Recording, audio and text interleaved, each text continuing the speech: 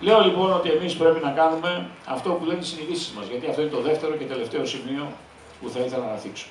Το θέμα αυτό για πολλούς είναι θέμα περιβαλλοντικό.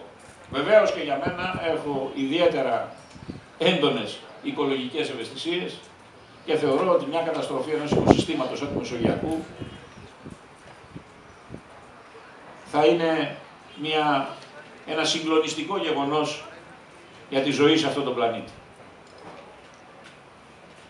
Είναι οικονομικό, γιατί θα καταστραφούν εκατοντάδες χιλιάδες, εκατομμύρια άνθρωποι οι οποίοι ζουν από τη θάλασσα σε αυτές τις περιοχές.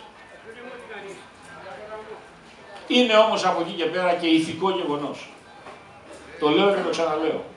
Αν δεχθείς την προσβολή, αν δεχθείς να σε μεταχειρίζονται με αυτόν τον τρόπο, τότε ταπεινώνεσαι. Υπόκεισαι στην ταπείνωση. Και ένας άνθρωπος ταπεινωμένος δεν σηκώνει ποτέ κεφάλι.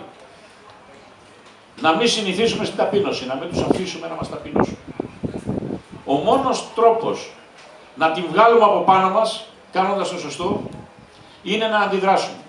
Να ξέρουμε ότι ό,τι και αν συμβεί, ό,τι και αν μπορέσουμε να κατορθώσουμε ή να μην κατορθώσουμε, και πιστεύω ότι αν παλέψουμε κάτι θα κατορθώσουμε, να ξέρουμε ότι μέσα η συνείδησή μας είναι λίγο καθαρή, γιατί στηρίξαμε ο καθένας με τις δυνάμεις του, ο καθένας με τον τρόπο του, μια τέτοια προσπάθεια για να μην γίνει αυτό το έγκλημα το οποίο κάποιοι άλλοι ετοιμάζουν. Σε βάρος μας, αλλά και σε βάρος των επόμενων γενναίων. Σας ευχαριστώ.